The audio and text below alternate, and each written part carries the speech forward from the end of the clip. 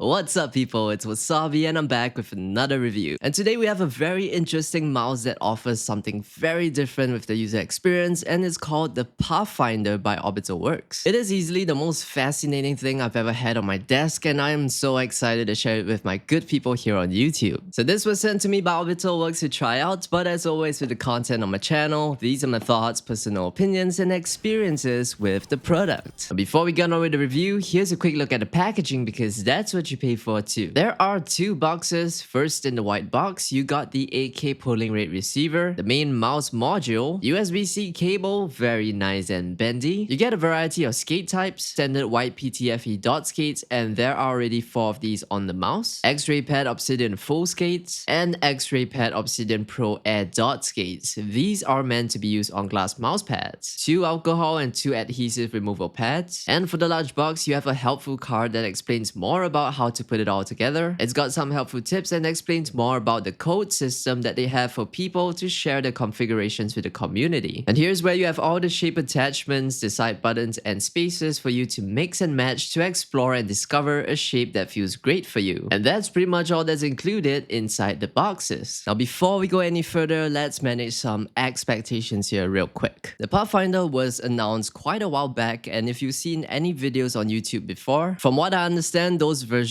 were still deep in development, but today I am happy to say that we finally have a version that's super close to what you'll get if you decide to pick one up. Now because this mouse is modular and the shape depends on which parts you use, and trust me, there are a lot of combinations, I'll be reviewing this like I normally would, but I won't go too deep into the shape in this video. Instead, I'll have a separate video dedicated to just shape customizations where I'll share some combos I've been enjoying and a bit on the thought process that goes behind it. So the team behind this mouse is based in Thailand. Swadikap, sending some love from Singapore. And I've gone through a lot of gaming mice before, and while many are solid, very few offer an experience as unique as the Pathfinder. And as of May 2025, this mouse package retails for about $189. The design of this mouse looks way better in person than I remember first seeing it online. Straight out of the box without any attachments, it does look a little bit odd, but once you snap on the side panels and the hump of your choice, the Pathfinder transforms into something really unique. You won't find another mouse that looks quite like it. It's got this experimental research lab vibe, and I totally dig that. The one I have here is in the standard white colorway. There's also a black version available, and I wouldn't be surprised if more color options for the base and attachments start showing up, because that would open the door to some really creative custom color combinations. No honeycomb cutouts or anything like that. It's a fully flat base, which I think is a great call. And even better, they've included visual guides for you to place your skates in the optimal position. And there's a small section with exposed contact points and 2 cutouts on either side. Those are for a future charging dock the team plans to release. It's a smart, forward-thinking touch that shows how much thought went into the design and the ecosystem. The build quality of the Pathfinder is actually pretty impressive, especially for modular design. The main structure feels solid and the mouse buttons are well fitted in with no noticeable wobble. The scroll wheel does have a bit of lateral movement if you deliberately push it side to side like this, but during regular use, you're not going to notice it. Now for the side buttons, I'd say they definitely could feel tighter, but we'll have a closer look at this in a bit. There is one spot that produces a slight creaking sound right above the side buttons, but only if you press down on it directly. When you have the side panel and hump attached, it's not an issue since your fingers don't rest there, but still, if Orbitalworks can clean that up with production updates, that would be even better. What really stands out is the base. It's super sturdy, and unlike traditional mice where the shell wraps around a separate bottom piece, here the base and sidewalls are one solid unit that contributes a lot to how strong and stable the mouse feels overall. And no matter what configuration you're using, different panels, different humps, the mouse still feels cohesive. Honestly, for a first product and the first attempt at this kind of modular design, I was expecting more flex and looseness, but that's really not the case here. It's surprisingly well executed. Every part in the box feels thoughtfully designed. Nothing comes across as cheap or like an afterthought. The side panels, the spaces, the humps are all distinct, and each one gives the mouse a noticeably different feel. The weight of the Pathfinder varies depending on which configuration you go with. Side panels, hump, skates, all of it adds up, but here's the brilliant part. No matter which combination you use, the mouse never goes above 58 grams. And that's seriously impressive. Hitting the target with a modular design like this couldn't have been easy, so I really respect that Orbitalworks managed to keep the weight within the range that that most gamers are comfortable with today. And just for an example, here's the weight of the mouse with the average side panels, the mid hump, small side buttons, and the default dots gates. Now before I go into more detail with the shape and how it feels from my experience, to put things into perspective, my hand size is 17.5 by 9. Now for this part of the video, I'm gonna switch things up a little. That's because how this mouse feels in your hand depends on the combination of side panels, spacers, and hump of your choice. And since there are so many possible setups, I will be covering what you can do with the shape in a separate video. As for the mouse buttons, these are fixed and non-modular, at least for now. They are on the narrower side, but the groove and sculpting are nicely supportive. For my hand size, they feel comfortable and I don't find the width to be an issue. But that said, if you're someone who rests your index or middle finger near the very edge of the buttons, you might find yourself wishing for a bit more width. One thing to note, the front of the mouse sits quite low, and that's something that you cannot adjust with attachments, so just keep that in mind if you prefer mice with a higher front end. How the sides feel depends on the panels that you choose. Without spacers, you can make the mouse extremely narrow, and there are 2 spacer sizes available to better fit larger hands. For the hump, regardless of which shape that you pick, the peak always sits around the center of the mouse, so it's essentially a mid-hump shape with attachments to adjust how steep the slope feels. Now here's something that's very interesting. Every piece is labeled with a letter, so sharing your favorite shape combinations with other users is super easy. This kind of system really encourages experimentation and community sharing, which is just smart, thoughtful design. The modular system gives you a ton of flexibility. You can change the width, the length, the side curvature, and even build a pseudo-ergo shape for a tilted grip style. For example, if you want an ergo style shape, use the right hand hump, pair it with the average left side panel, and then use the right hand side panel with a spacer on the right. And there you have it. You've got an ergonomic configuration. But you don't have to stick to that. Feel free to mix and match whatever you want on both sides to dial in a shape and feel that works exactly for your hand and grip style. Overall, the Pathfinder can feel incredibly comfortable, but that depends entirely on the configuration that suits you. Orbitalworks claims that there are up to 3,000 possible combinations, and that number is only going to increase as they release more shape attachments. So with that in mind, the only real limit is your imagination. What I find amazing is the flexibility that this gives you. You can have a configuration that feels perfect for productivity or day-to-day work. Then when it's time to game, swap out the hump and side panels for something more agile or supportive for tracking or flicking or micro adjustments. You basically can have an individual configuration that feels great for any of the 3 core grip styles: claw, palm, fingertip, and their variations. Coating, and this is a very important thing for me when choosing a mouse for gaming. The coating of this white version, I'm not too sure about the black one, but this white version, the grip is fantastic. It is super grippy, you can easily drag click the mouse buttons if you want to, but more importantly, it feels very secure to hold onto with intense gaming. Even when your hands begin to sweat, you still have a good grip on the mouse. And what's great is that all the side panels and hump attachments are coated as well. For the skates, the default is 4 white PTFE dots. These dots are pretty alright. Once they break in and it does not take too long, you get a decently smooth glide and it's not too fast. For this one, it is best to use on cloth pads. If you prefer a slower and more controlled experience, you can use the full-size Obsidian skates. I've used these skates before. They are from X-Ray Pad and they are great for anyone who is looking for durability and controlled glides on a cloth pad, and they can also be used on glass pads. And then you have a generous set of X-Ray Pad Obsidian Pro Air Dot skates. These are top-of-the-line skates from X-Ray Pad, and they are made to be used on glass pads to offer a controlled glide experience. There is a foam padding between the skate and the adhesive, which allows for a much quieter experience on glass pads. These are very good skates that I would recommend to gamers using a glass pad for the first time because the speed and control make it feel very manageable. The bottom of the mouse is completely flat, so you're not restricted by design in where you can put the dot skates, and that is just fantastic. In fact, you can use full-size skates from any other mouse as long as it fits within the base. The Omron Optical switches in this mouse are honestly some of the best fitting clicks I've experienced in a plastic shell. Here it's a very balanced experience. It's not too heavy, not too light, with just the right amount of tactility. The clicks feel refined, they're clean and satisfying for both work and long gaming sessions. And you will hear slight metallic ping, but that's just the nature of Omron Optical switches. It is expected and not a flaw, so just something to take note. The team at Orbitalworks actually told me it took them a lot of time to get the click tuning right, and I think that the effort really shows here. These are quite comfortable to get used to even if you're picky about clicks. There is a little bit of pre-travel and a fair amount of post-travel, but the clicks here reset quickly enough. And on my crispy meter, with the way it sounds and feels, I'll put them right about here. Unfortunately, I gotta say that the side buttons on this mouse, no matter which size you choose, are a bit of a letdown, especially when it comes to gaming. The forward side button has a bit of pre and post travel, but the rear button is even worse. There is a lot of pre and post travel, and it is very wobbly on my unit. Neither side button feels as snappy as what you get on most other gaming mice. The clicks feel like they reset too slowly, which becomes noticeable if you try to spam click them. Of course, not many people will be doing that in regular use, but it's one way to test the responsiveness and get a feel for the button performance. I did share this feedback with Orbitalworks earlier in May, and they've been very proactive in responding. So if you experience the same issue, they will recommend a simple fix that you can do at home. For me, I would stuff in some tape to reduce the wobble, and thankfully this mouse is easy to take apart. And if the outcome of the home fix is not ideal, you can claim warranty according to them. They mentioned to me that they are actively working on fixing the wobbliness for future production runs, so any units shipped after the 15th of May should have the issue fixed. Unfortunately, this is something that I wouldn't know, but I hope all is well when you decide to get one. Now, the scroll wheel is honestly the most disappointing part of this mouse for me. I've already shared my thoughts with Orbitalworks, and I'm hoping they'll make improvements moving forward. First off, the wheel design itself, and with this black paint job, even when it's clean, it's not very grippy, and as you use it, it gets even more slippery, which is a big no-no for gaming. Then there's the encoder. I believe they are using a TTC Gold encoder, and it sounds and feels pretty awful with this scroll wheel. It really does not feel like it belongs in a mouse as brilliant as this one. Scrolling sounds bad, and as you scroll through the notches, while they are distinct, the feeling is very dry and jagged. It almost feels like something you expect from a broken mouse. Now, I know everyone has different preferences, and maybe some people would like this feel, but considering this is their debut product, if you're coming from more popular gaming mice, this scroll wheel experience is gonna feel pretty rough in comparison. This mouse is a brilliant idea, and its concept is enough to get people interested, but to me, it has to nail the experiences on the most basic level if they hope for people to stay on this as their main mouse. You can replace the scroll wheel, and they mentioned that they have one with a textured finish, so that would feel much grippier, but that would be an additional purchase. And as for the encoder,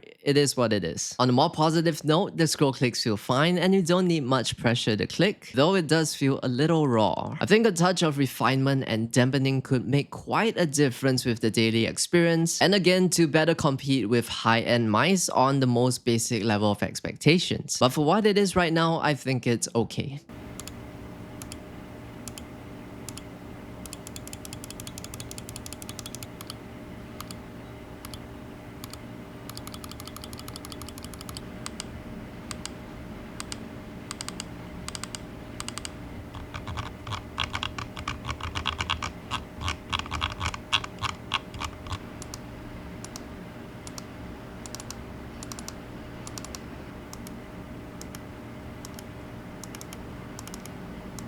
The Pathfinder uses the latest POR 3950 sensor, which supports up to 32,000 dpi. It's known for better glass surface tracking compared to the older 3395, and this makes a lot of sense since the mouse includes gates designed for glass pads. By default, the sensor supports 3 liftoff distances, 0.7, 1, and 2 millimeters. However, 0.7 isn't available in the software just yet, and that's because Orbitalworks is still fine-tuning its performance. They plan to enable it in a future firmware update. In terms of performance and stability, it's been perfectly fine for my unit. It doesn't feel noticeably faster or slower than any other top tier mouse out there, and that's exactly what you want. For the Pathfinder, you have to download the software from their website. Here you pretty much got all the settings that you expect from all gaming mice today. Programmable buttons, the macro page, you got motion sync, debounce time, DPI adjustments, liftoff distance, and pulling rate options. For liftoff distance, you only get 2 options, low and high, which represents 1 and 2 millimeters respectively. There's also an esports mode which disables sensor sleep for more consistent tracking, but you can only enable it when the pulling rate is set to 1000 Hz. As for the software itself, it works, but I think there's room for improvement in both design and user experience. I feel that it could do better to reflect the unique identity of the Pathfinder, and in future, a move to web-based software would be a great step forward.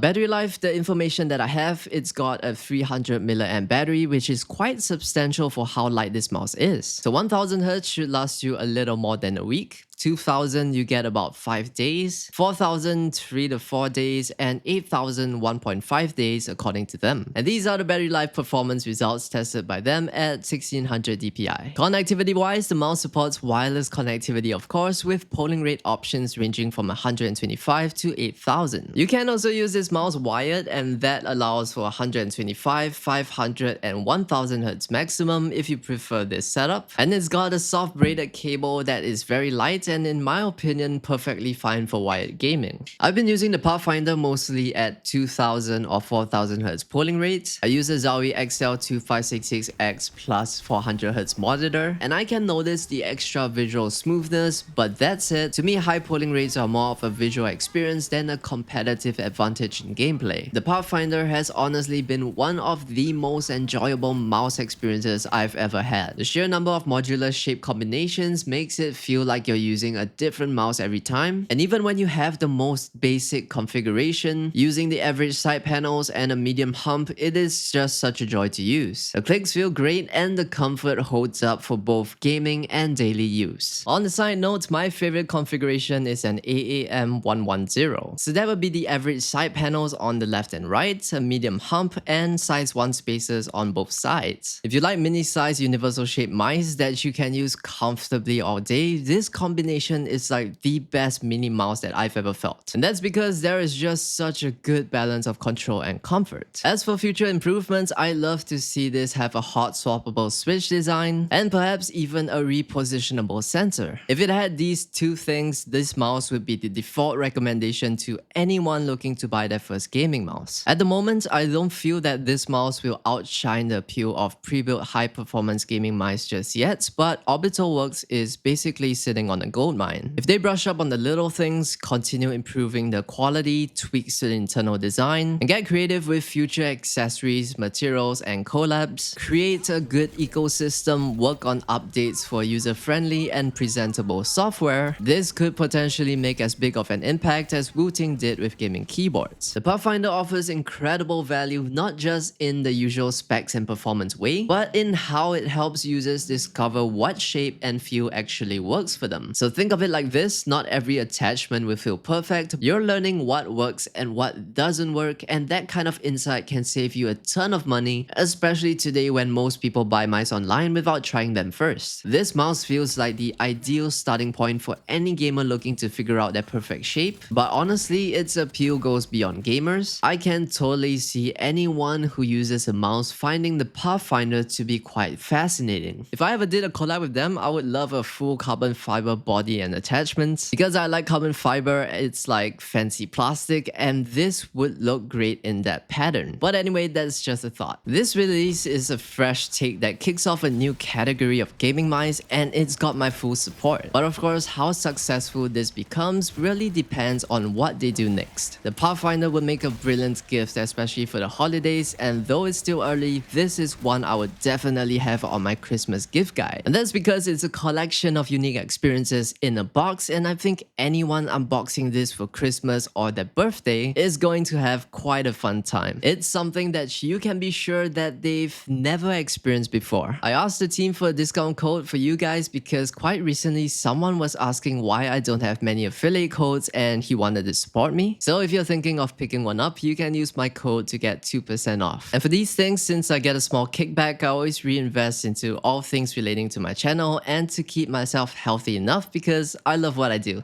Anyway, thank you so much for watching. I know this video was a bit wordy and I do apologize for that. But sometimes I feel there is a need for a certain flow of thoughts to help you frame the product properly in your mind, to understand the value and potential of a product like this. If you enjoyed the video or found it helpful in any way, dropping a like and subscribing would mean a lot and really helps my channel to grow. So thank you all again, and I guess I'll see you in the next one.